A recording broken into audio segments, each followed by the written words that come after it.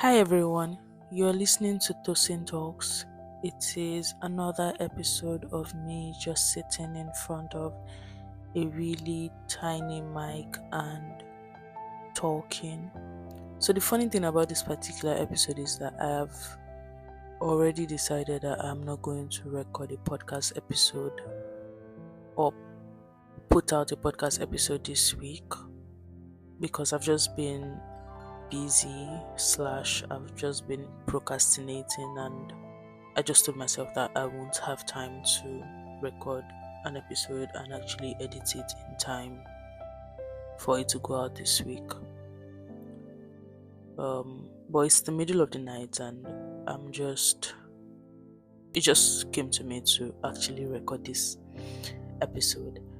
And I think the funny thing about it is that it might be really short because I've had just like probably one thing on my mind that I was going to speak about, kind of thing. So yeah, I think I should relax. I'm not very relaxed. I'm not very relaxed. So yeah, all right. How are you guys? If you, it would be nice to. I don't know. I want it to be nice to get a response, kind of. But then again, it's fine. But yeah, how am I? I'm fine. I'm I'm mostly fine. God has been good in many ways this past 2 weeks. Yeah, God has been good in many ways, and so I'm grateful. I'm grateful. I'm positive. I'm quite content. Yes, I'm quite content.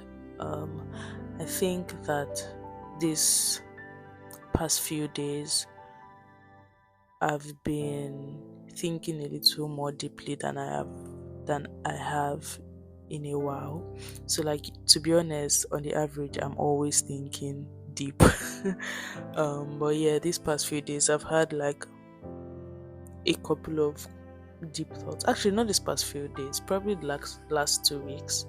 I'm going to tell you guys why. But yeah. Um but anyways, I was thinking about how life how like we can have an idealistic view of how life should go sometimes, and like it's usually not the reality in that sense. Like sometimes the reality is just what the reality is. Yeah. And so I've been telling myself over and over again that things are actually okay in a sense. I don't know how to explain it like the way it is in my head. I think I've been telling myself that things are okay, that I am okay, in the sense that as much as there's a place that I would like to be, as much as there is a person that I would like to become, it is also okay for me to recognize the fact that I am on a journey and it is a marathon, not a sprint. It is okay for me to realize the fact that is going to be an everyday journey of walking with God, of building relationships, of becoming better, of teaching others, of building a family, and like many, many other things, of like pouring love and showing love and receiving love. It is a lifelong journey.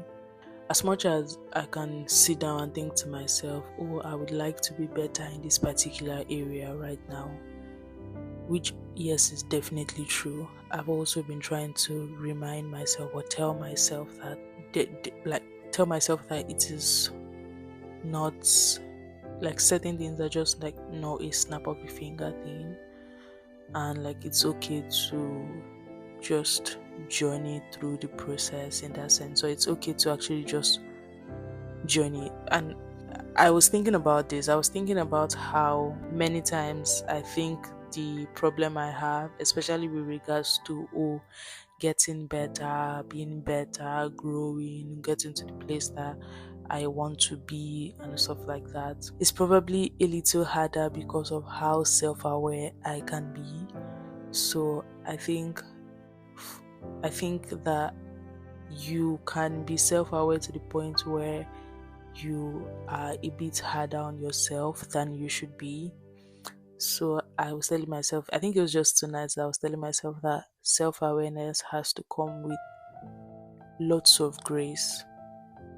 Self awareness, I think it was just tonight I was telling myself that self awareness has to come with lots of grace. That I am aware that this particular thing is probably not okay, this particular thought process or this particular mentality is this and is that. But it also has to come with the necessary grace I need to ensure that, like, yes, I know that things are not okay, but I'm giving myself enough grace to take my time in getting better, to take my time in actually practicing how to be better in that sense. And so I think I think this week has been that. Yeah. I think this week has been all of that. Maybe just me telling myself that I should be kinder to myself, even when, yeah, all of that. So yeah, I think mostly the week has been okay, to be honest. Yeah, it has been fine. I've been fine. I'm not like where I want to be, Sarah, but it's actually absolutely fine. Yeah, it's absolutely fine.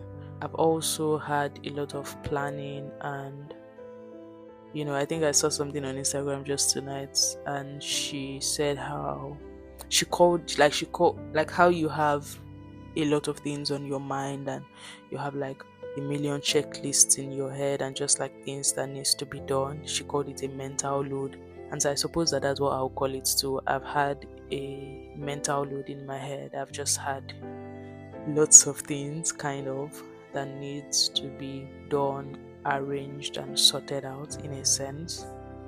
I won't say I'm overwhelmed, to be honest. I'm not overwhelmed. I'm just a bit tired. I feel like I need a break, in the sense of I need I need a holiday, like a time to actually rest without having to sort out anything or plan anything. I'm not sure if there will ever be a time like that as an adult, to be honest. I feel like there will always be something to sort out, but probably they will not be as urgent as, maybe things are now. So yeah, I think that's where I am. I kind of just feel like I need a holiday where I don't have to work or like plan stuff or think about things that have a timeline to them and stuff like that. But yeah, I think so. That's where my head's been. My head has been a bit full in that sense. I think that this period also, actually, like since probably the past 2 years, I've been more appreciative of my parents. I don't know if it's more appreciative in a sense. I think I've recognized their sacrifices or like their heart a lot more, or their experiences. I don't know which word it is. I think it should be experiences. Like I think I've been able to relate a little bit more with their experiences. Like just sometimes I just think about how my mom probably has, or like had, still has, to be honest. But yeah, like had like a million things on her mind at once. Like she has to sort out this. She needs to like help out this person, and then she needs to take care of the children. One child, she's no longer working. The other child needs this and that and things like that. It's just like, and like I haven't even gotten there, you get. Yeah, so I think I've been able to relate a little bit more with the sense of how much mental load they must have carried for a while. And I think that knowing that probably just makes you more graceful and more appreciative of them in that sense, I guess. So yeah, I think one thing I was thinking about last week and into this week is that a little backstory. So sometime in the middle of this year, I think we I had a little bit of an epiphany of how, I don't even know if it's an epiphany, but like it just occurred to me that like having people around you who love you, who will like who will show up for you no matter how inconvenient it is for them, people who will literally just say I'm here for you The cut to me that it is one of the biggest blessings you can experience. I think when you're younger, you don't realize how important people are to you. I don't know how to explain it the way it is in my head per se. But I think when you're younger, you're a bit more, I don't want to say naive, but you're a bit more unconscious of how much people pour out themselves for you or for your family. But as you grow older and as you begin to live your own life, and as you begin to adult and see, like, even if it's just a glimpse, just how stressful the outside world is, like where you're not shielded by anything. If you just think about it, you think that these people who have like always found a way to be present for you are literally experiencing these things that you're experiencing, and sometimes even more, because you may not know. And at that same time, they literally still find ways to show up for you. In that sense, I think it is such a big blessing that should not be taken for granted.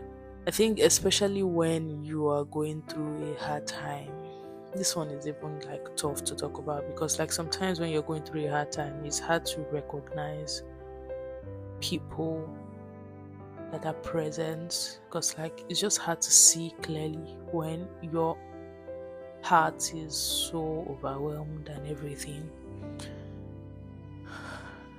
But I think that in the midst of hard times, and in just like generally as everyone is living their lives, if you have like one, two, three people, or like if you have your family, it may even like literally just be those extended family, or like even if it's like your immediate family, and you know that if you call them today and say so so so and so, they would literally drop everything and commit themselves to you. If you have that, it is such a huge blessing.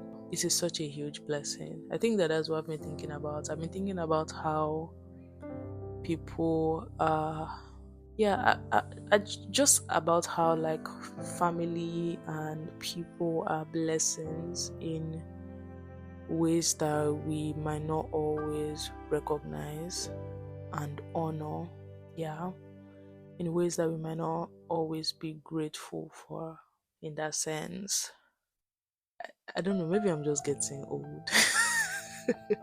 Maybe I'm just getting old, but I think I'm a little more grateful for family.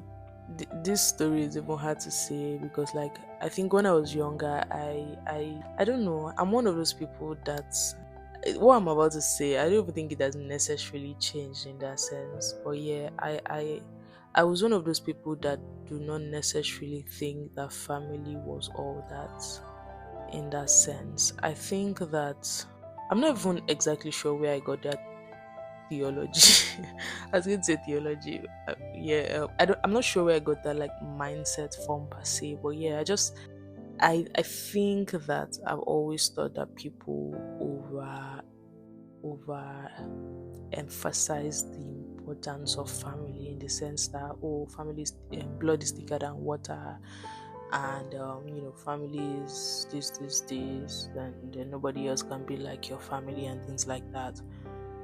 To be honest, yeah, I that's why I said I don't think that that mindset has necessarily changed. In a sense, I still think, well, at least growing up, I still think people overemphasized how quote unquote important family is, and how they are indispensable and things like that.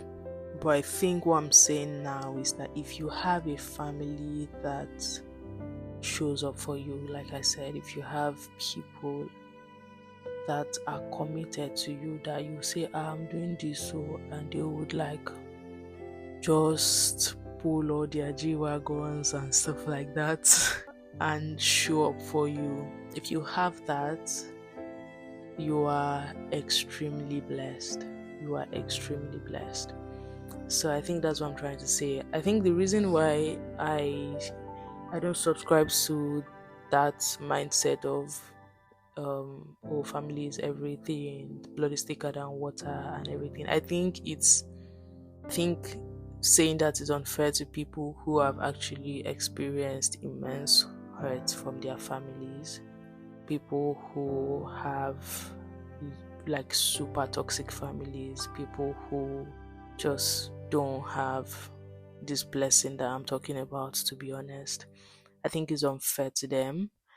I also think that the sense in which you cannot pick your family. Yeah, we didn't pick our families. God orchestrated like our lives and put us into families.